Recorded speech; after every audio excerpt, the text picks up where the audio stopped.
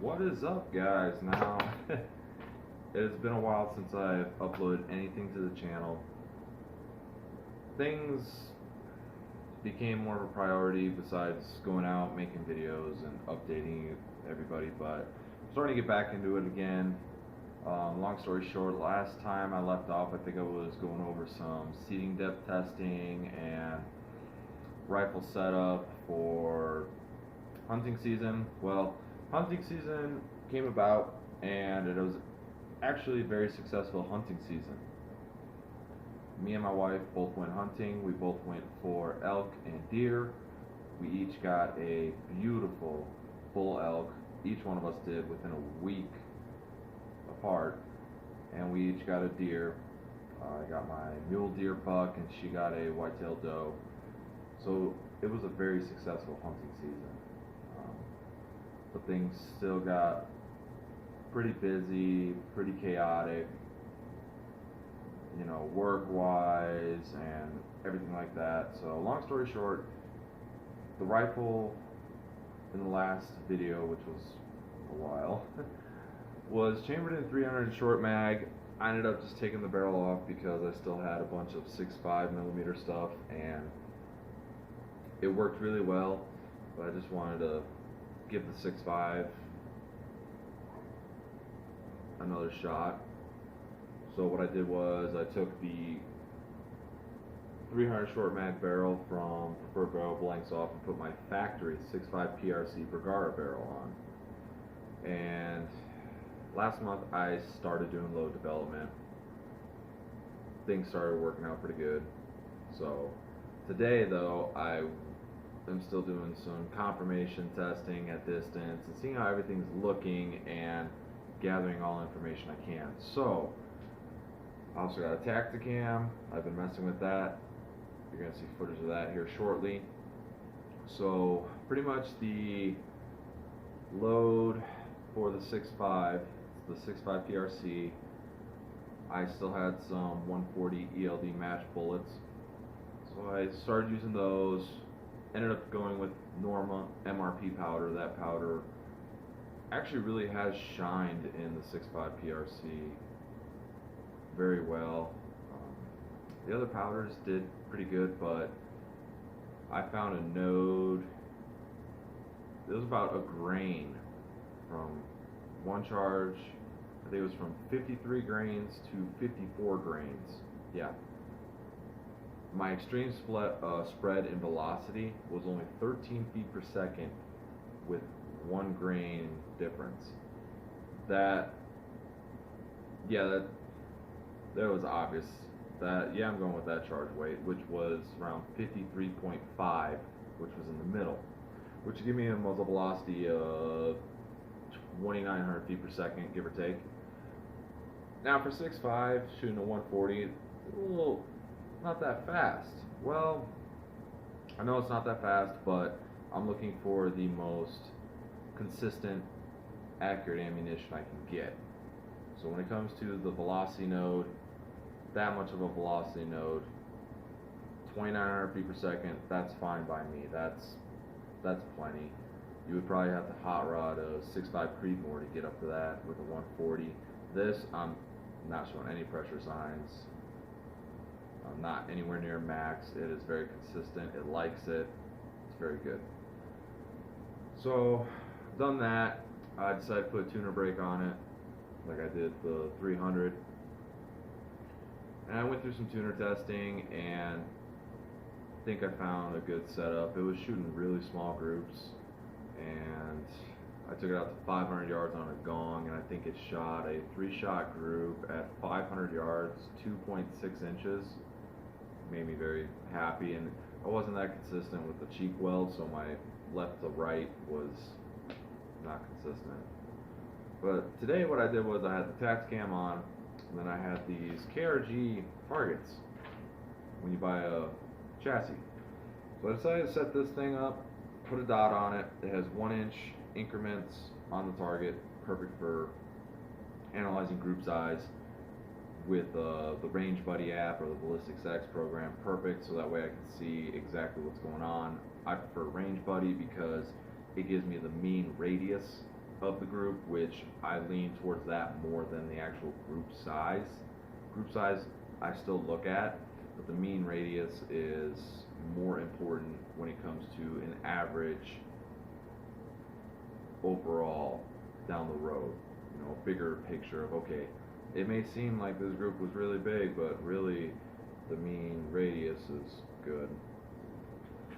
Started using the FortOff program from Hornady, shoot out the ballistics, got that all working.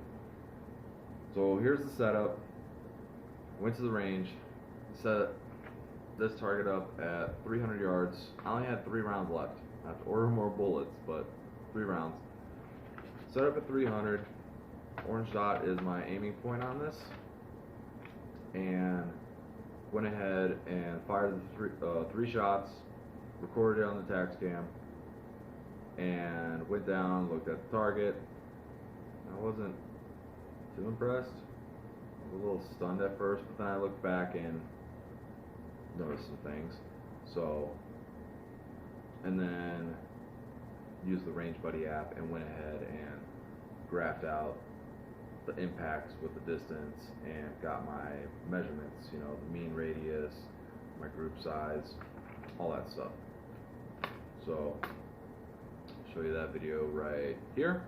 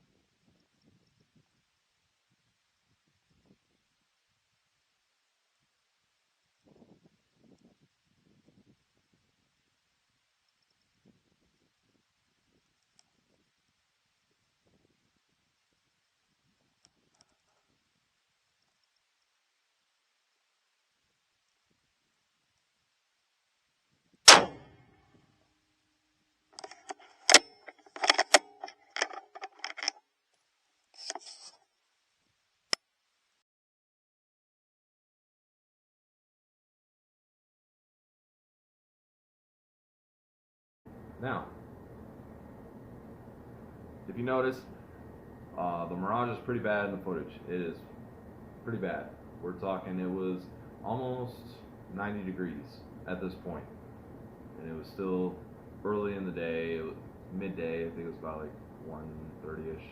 It'll say on the footage. Can't remember. I even wrote down some of the data too, because I used the weather meter for it. So at the time of the shooting, keep in mind, these are the first 3 shots. Including cold bore, I had no fouling shots. So this is where some of this gets interesting. 4,100 foot elevation roughly, 86.36 degrees Fahrenheit. I was under an awning, so it was probably a little warmer than that. Humidity was 21%. I don't know why it's barometric pressure. Station pressure, because I have the weather station in my hand, was 25.79. I had a bit of a wind. I had about a 4-mile-an-hour wind from my 2 o'clock, but I did not adjust for that at the distance because it was 300 yards. It wasn't enough for me to do it. I wasn't too concerned about it. So when I plugged all that stuff into the Ford off, right, shot bearing, angle, everything. So my elevation adjustment was telling me 0.9 mils, and my windage was 0.06 mils to the right. Now, after looking at that footage, you can see my shots broke right on the orange dot. Very consistent. I dry fired it 5 or 6 times before I even started recording. Shots were good. First 3 shots, good. And then when you look at the photo after the footage, it shows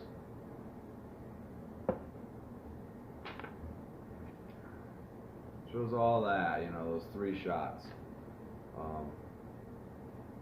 Now, if you look at the group, it looks like it's slightly to the left. That explained the slight wind, very slight. Could it cause that slight shift? Probably. It was about a click to the left, give or take, roughly, but I didn't account for it. So that explains that. Now, I have 2 shots high and 1 low. Now, remember, my come up was 0.9 mils. When I double checked my scope, I put 1 mil instead of 0.9. So that explains these 2. I went 1 click too high, and at 300 yards, 1 click is roughly an inch, give or take, roughly. Very close to an inch. 1/10 mil for 300 yards, because you take 0.36, I believe it is, or 0.34, one of those 2. Multiply that by 3, because it's 1/10 of a mil at 100 yards is like 0.36, I believe. Yeah, it's 0.36. Take 0.36 times that by 3 for each 100 yard, 300 yards, and so on and so forth. You get it. But now here's a question about this one down here. Now, I didn't have a spotting scope up. I fired these 3 shots, then went down there and looked at the target and brought it back. I reviewed the footage. My shots were clean. They were clean shots. I was absolutely rock solid, stable, everything. I'm thinking that this bottom one might be the cold bore shot. If so, that goes to show I have to take that into effect if I go hunting or anything. Because you know, it's not like, hey, hold on, elk, stay right there. Let me fire this fouling shot, and then I'll shoot you. Not how it goes. So I'm gonna have to take that into effect. And some people would think, oh man, that's terrible. That's terrible. I've shot better, but I'm probably gonna revisit it. And I think what I'll do next time is the same setup, 300 yards. This way, the results on paper are bigger and more obvious. They could be obvious at 100 yards, but I think I'm going to go through my tuner settings on the tuner break again. But I think the very first thing that I'm going to do, because I marked it as possibly a cold bore, next time I go out, I will set up more targets at 300, but I'll fire my very first cold bore shot at 300, plug in all my data, and then I want to go down there and see, before I even do any testing or anything, where that shot landed. And if that shot is landing low and left, then I know this is my cold bore shot. And that's very important, especially military, law enforcement, hunting, is to know where your cold bore shot lands. It needs to be your absolutely best shot that you shoot, which means, you know, be stable, be ready, take the time, because sometimes you only get one shot. Yes, you fire groups to see what your gun likes, but once you find that out, then you need to give it a break, wait a day, or wait till the evening, and then go back out and fire your cold bore shot. It's very pertinent, because that's, you know, that we're talking about almost 2 inches low of my aiming point and 1 inch to the left. Is that a big deal? Not necessarily. It's just good information to have. It's not a big deal at all. Some people might badger and say, "Oh, this is terrible. Oh, this is terrible." No, that's good. The group ultimately measured 3.53 inches or 1.12 MOA. I think the cold board probably opened it up. It is what it is. I haven't cleaned the rifle either in a while, but that's why we test and everything is to get this figured out. But what I really liked was the mean radius. The mean radius is 1.68 inches or 0.53 MOA. That is a big factor, and a lot of people overlook mean radius. They overlook it. Mean radius is your overall average that is more important, I believe, than your overall group size. Group size, yes, it gives you an idea, but ultimately mean radius is going to be your tell-all, and I go off of it more than I do the group size. Do I still pay attention to it and take it into account? Yes, I do, obviously. Of course I do. So, what'll be next is, as soon as I get more bullets, I'm going to go back out, set up at 300 yards again, same kind of setup, keep this as information, and then run a tuner test again and see what I come up with. Velocity, I'm not worried about. It's 2,900 feet per second. It's good. I gotta clean the rifle. It's about that time. I'm gonna keep it around 60, 70 rounds between cleanings. That's where roughly I'm at. Little specs on the loads, the load data. Oh, also too, I changed the trigger out on the rifle too, and the scope rings, because I like the trigger in it. It's a phenomenal trigger. It's a TriggerTech primary trigger, single stage. It's a good trigger. I just prefer 2 stages. So I got the Diamond 2-stage with the flat face. It made a world of difference for me, my preference. Obviously I put the original 6.5 PRC barrel on it. Started loading for 6.5 again. I had some Virgin Hornady brass in 6.5, and I also still have a lot of 6.5 brass. I have Gunworks brand 6.5 PRC brass. I haven't messed with that yet. And yeah, even with Hornady brass, I'm getting 2,900 feet per second, an extreme spread of 13 feet per second, in 1 grain difference of charge. That's a big plus in my book. Of course, I took the extra step, and with the Virgin brass, I used the K&M primer pocket uniform tool, which is actually a phenomenal tool. I also use the flash hole deburr because it is Hornady brass. I don't necessarily need to do that with Lapua brass or anything like that. I just did it because it's Hornady brass, and why not? It's once and be done. I still don't clean my primer pockets or clean the brass. I just let it be.